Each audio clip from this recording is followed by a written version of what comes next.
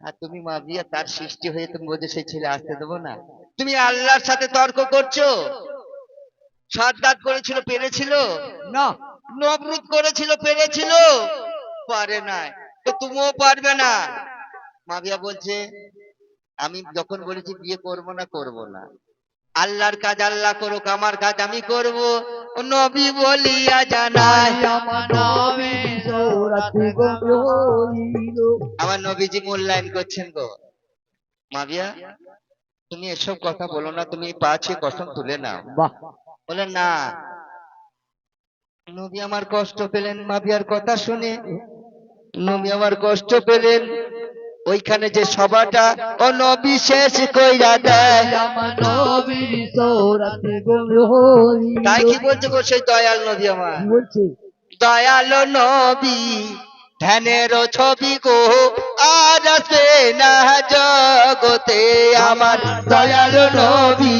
ধ্যানের ছবি গো, আর আসবে না জগতে আমার দয়াল নবী।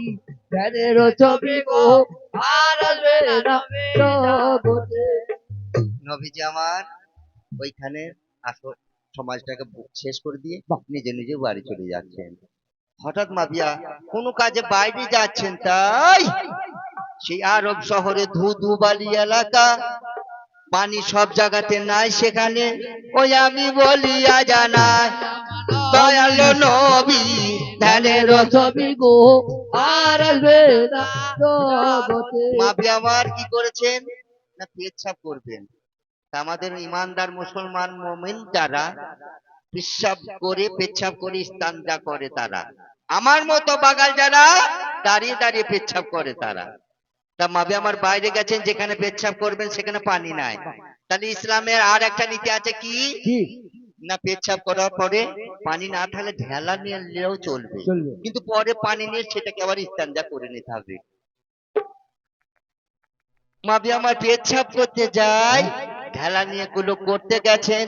ওই ঢেলার মধ্যে একটা বিচ্ছু ছিল, মাবি কামড়ে দিল তাই। আমার দয়ার নবী ধ্যানের ছবি গো, আর আসবে না জগতে।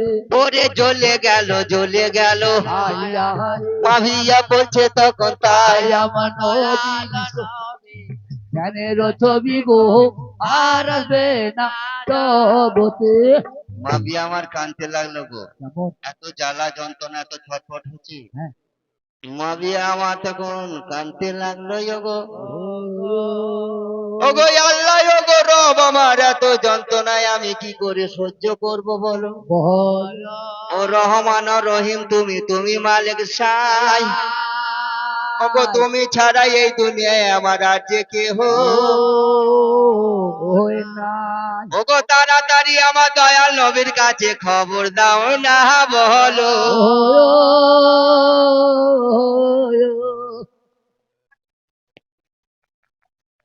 দেখো গো, কুটুম নাই নাই করে এতক্ষণে বেরোচ্ছে, বলছে আমি মামি হই। মামি আত্মীয়। দেখছে শিল্পীটা বললো এত করে, আমরা কিছু করে যদি পয়সা না দিই নিজে দেখেন খারাপ লাগবে। আমার কিছু খারাপ লাগে নাই। আমি মামি হই, ঘরের সন্তান আলামিন, তার নামে কিছু পয়সা দিলে তার মা আব্বা তার দাদা দাদি সবাই খুশি খুশি হবে, হবে। তাই না? হ্যাঁ। তাই আপনাদের দোয়া করবার মতন আমি তো বলেছি, যে নিয়তে দান করেছেন সেই রব, সেই আমার দাতা, সেই আমার খাজা, সেই আমার সত্যপি দান পূর্ণ করবে। সেই তারিখে মাঝে আমার কাঁদতে লাগলো গো। বলে কোথায় আছে দয়াল নবীকে তাড়াতাড়ি খবর দাও না বলো। ওরে দয়াল নবীর দ্বারে আমার খবর চলে যায়। ওরে তাড়াতাড়ি দয়াল নবী আমার দৌড়াদৌড়ি আসছেন বলো। তাই নবী দেখছেন আমার উম্মত দরদি নবী, দেখছেন আমি যাব মাবিয়ার কাছে গিয়ে দোয়া পড়বো, ফুঁক দেবো, অনেক লেট হয়ে যাবে। ততক্ষণ মাবিয়া ছটফট করবে জ্বালা যন্ত্রণা। রাস্তায় যাচ্ছে আর দোয়া পড়তে পড়তে যাচ্ছেন।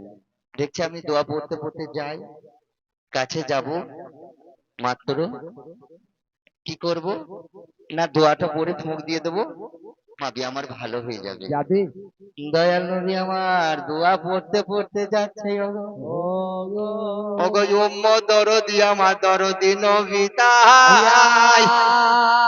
ওরে অত বড় দরদি নবী আমার দুনিয়াতে আসে নাই গো।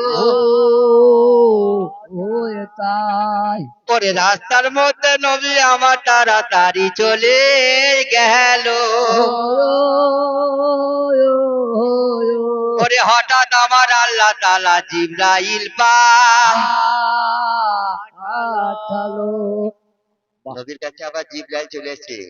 জিবরাইলকে বলছে, ও জিবরাইল, বলো আমার নবীর কাছে যাও, যে নবীকে বলো, ও মোহাম্মদ, ও খোদার দোস্ত, ও রাসূলুল্লাহ, ও কামলিওয়ালা, ও হাবিবুল্লাহ, আজকে আপনি ওই মাবিয়ার ফুঁক দিবেন না ওগো। ওরে ফুঁক দিলে সেই জ্বালা যন্ত্রণাটা ভালো হয়ে যাবে বলো। বলো ওরে আল্লাহর আমার কৌশলটা নিভিয়ে যাবে, তাই তাই আল্লাহ আপনার কাছে বলে পাঠিয়েছেন আজকে ওষুধ আপনি দেবেন নাই। তাই বললে দয়াল নবী, আজকে আপনি দাবাই বা ওষুধ দেবেন না, আপনি ডাক্তার কাজ করবেন না, আজকে আমার আল্লাহ নিজে ডাক্তারি করবেন। করবেন তা ডাক্তারটা কি করবেন? আল্লাহ বলে পাঠিয়েছেন মাবিয়াকে বলবে যে একটা বিয়ে করবে, তাহলেই তার রোগ ভালো হয়ে যাবে। ওরে এ ধারেতে কি বা বলে ওগো।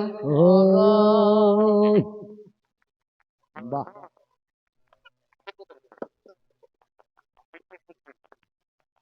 আরিফের ফুফুতো বোন, বোন গো, দেখো ভালোবাসে, তাই বলছে আমি তো বোন হয়, আমার তো কিছু দেওয়া দরকার, তবে বোনের এইটা দেওয়া ঠিক হলো না।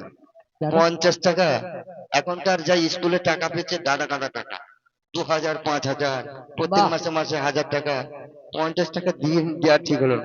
আমার মনে হয় কি বলবে, ও আর কালো লাই রে কেলে সোনা, ওগো কালো বলে আর দেখো না, আমার কালো লাই রে।